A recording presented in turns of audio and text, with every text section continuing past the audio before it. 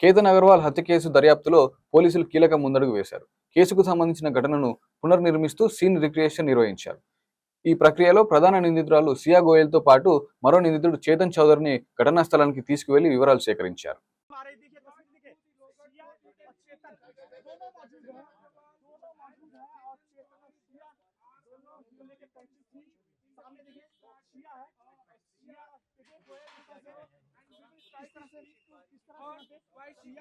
आपने क्यों मारा?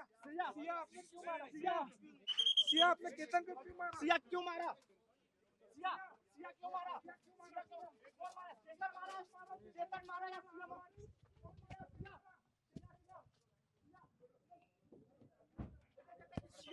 को लेके जा रहे हैं।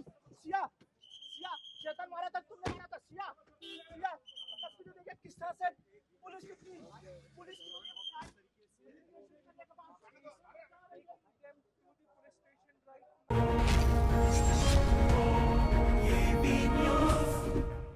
లాపతా లేడీస్ ఫేమ్ నటుడు నరేంద్ర సోని పేట్ పల్కి సినిమా షూటింగ్ సందర్భంగా తనకు ఎదురైన అనుభవాన్ని ఇన్స్టాగ్రామ్ లో పంచుకున్నారు.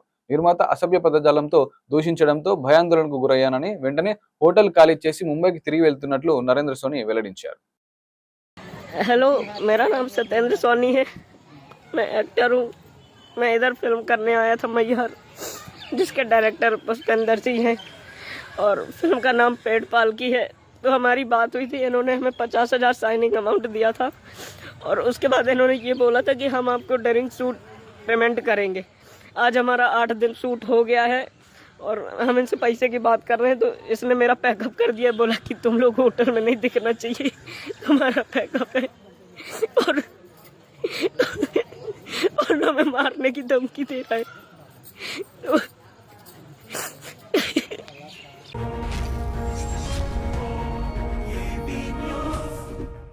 ఎస్ఎల్బీసీ ప్రాజెక్టుపై తెలంగాణ ముఖ్యమంత్రి రేవంత్ రెడ్డి కీలక ప్రకటన చేశారు.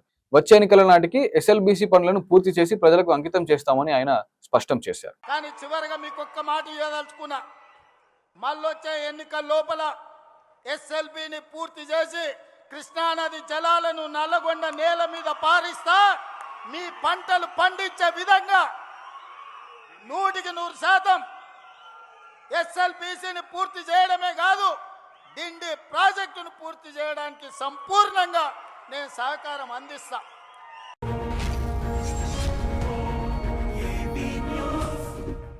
శారీర వైకల్యం ఉన్న ఆత్మవిశ్వాసం ముందు అది ఏమాత్రం అడ్డు కాదని నిరూపిస్తున్నారు ఓ యువకుడు. ఎవరిపై ఆధారపడకుండా స్వయం ఉపాధితో జీవనం సాగిస్తూ ఎంతో మందికి ఆదర్శంగా నిలుస్తున్నారు. తుర్కంజాల్కు చెందిన సునీల్ స్ఫూర్తిదాయక ప్రయాణం గురించి తెలుసుకుందాం.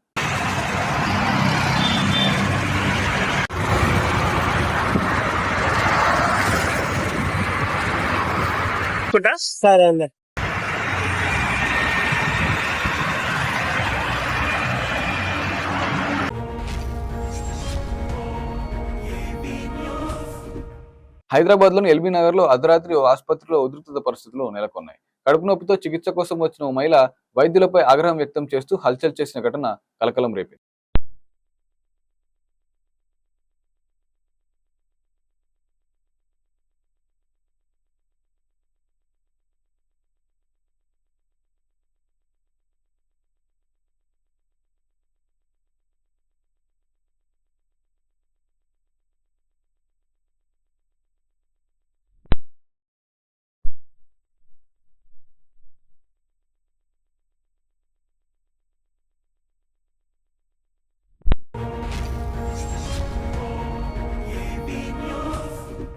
తమిళనాడులో పల్స్ పోలియో ఇమ్యునైజేషన్ కార్యక్రమానికి శ్రీకారం చుట్టారు. రాష్ట్ర వ్యాప్తంగా 5 ఏళ్లలోపు చిన్నారులకు పోలియో నివారణ చుక్కలు అందించే ఈ మహత్తర కార్యక్రమాన్ని ముఖ్యమంత్రి విజయ్ చెన్నైలో ప్రారంభించారు. புலம்பெயர்ந்து வாழும் பெற்றோர்களின் குழந்தைகளுக்கும் முகாம் நாளன்று போலியோ சொட்டு மருந்து வழங்கப்படும். இந்த போலியோ சொட்டு மருந்து மையங்களில் 2 லட்சத்திற்கும் மேற்பட்ட சுகாதார பணியாளர்கள், அங்கன்வாடி பணியாளர்கள், ஆசிரியர்கள், தன்னார்வலர்கள் மாநில அளவில் ஈடுபடுத்தப்பட்டுள்ளனர். இப்பொழுது இங்கு உங்கள் முன்னால் போலியோ சொட்டு மருந்து முகாமினை தொடங்கி வைக்கும் விதமாக குழந்தைகளுக்கு மாண்புமிகு தமிழ்நாடு முதலமைச்சர் அவர்கள் போலியோ சொட்டு மருந்தினை வழங்குகின்றார்.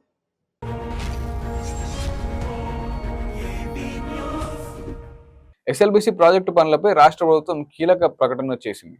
నిర్ణీత గడువులో పనులు పూర్తి చేసి ప్రజలకు అందుబాటులోకి తీసుకొస్తామని మంత్రి కోమటిరెడ్డి వెంకటరెడ్డి స్పష్టం చేశారు. మీ అందరికీ చెప్తున్నా, 2028 ఆగస్టు నాటికి ప్రపంచంలోనే పొడవైన సొరంగం గౌరవ ముఖ్యమంత్రి గారి చేతుల మీదుగా నీళ్లు పోపించి నల్గొండ జిల్లాలో 4 లక్షల ఎకరాలకు ప్రతి ఎకరానికి సాగునీరు. ఆ నీళ్లు మన శ్రీశైలంలో కరువు వచ్చినా తక్కువ నీళ్లున్నా మనకి నిరంతరంగా నీళ్ళు వస్తాయి. ఫ్లోరైడ్ కూడా తగ్గి మంచి వాటర్ పెరుగుతాయి.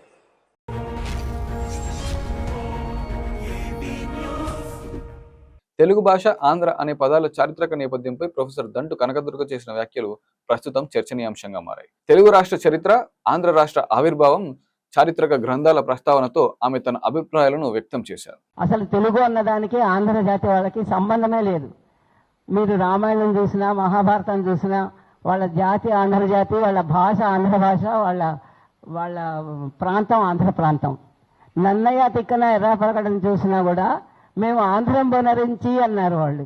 మేము ఆంధ్రంలోకి ట్రాన్స్లేట్ చేసామన్నారు వాళ్ళు. ఎవరు మేము తెలుగులో ట్రాన్స్లేట్ చేసామని అనలేదు.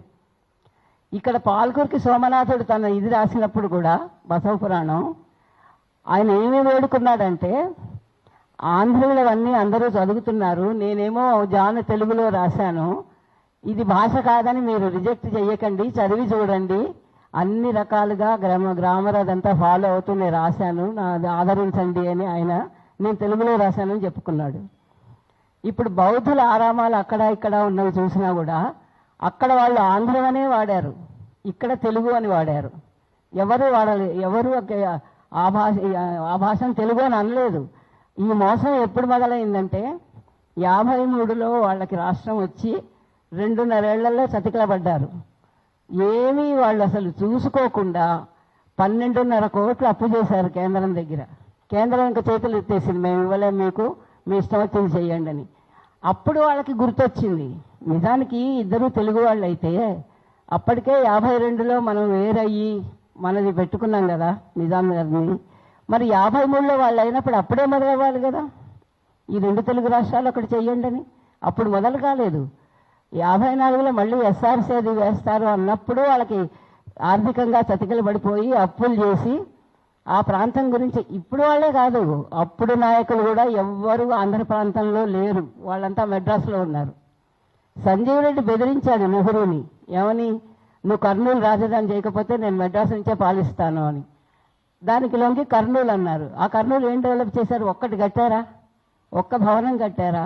ఒక్కటి చేశారా? చేయలేదు. వాళ్ళకి ఆ ప్రాంతం మీద అసలు ప్రేమ అన్నది లేదు.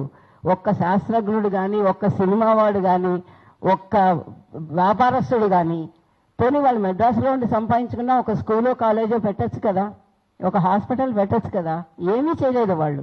ఆ 3 ఏళ్ళు ఊరికే కూర్చుని తర్వాత ఇక్కడ యాక్చువల్లీ ఇంకా విచిత్రం ఏంటంటే, వాళ్ళు ఫస్ట్ సభ చేసుకుంటూ కర్నూలులో మొట్టమొదటి సభ చేసుకుంటూ సంజీవ్ రెడ్డి ఏమన్నాడంటే, ఏది బెదిరించిన ఆయన, కర్నూలే కావాలని బెదిరించిన ఆయన ఏమన్నాడంటే, అందరూ చాలా ఉత్సాహంగా ఉన్నారు హైదరాబాద్ వెళ్ళిపోవడానికి అన్నాడు.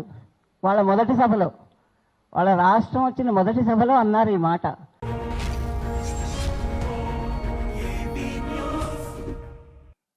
అయోధ్య రామాలయ విరాళాల చోరీ కేసులో అరెస్టైన నిందితులకు సంబంధించి ఫైజాబాద్ బార్ అసోసియేషన్ కీలక నిర్ణయం తీసుకుంది. ఈ కేసులో నిందితుల తరపున తమ సంఘానికి చెందిన న్యాయవాదులు ఎవరు వాదించరని ప్రకటించింది.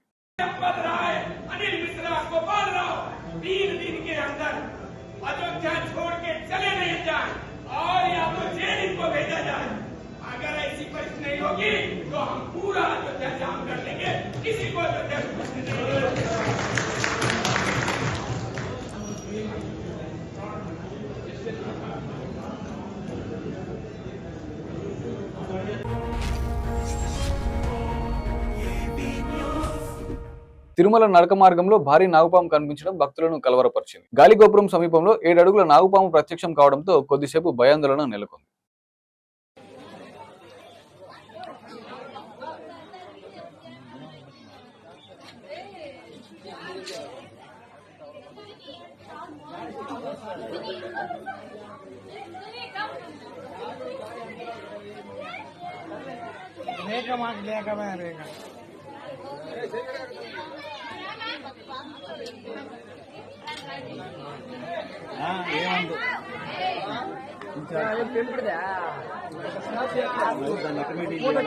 ఫోటో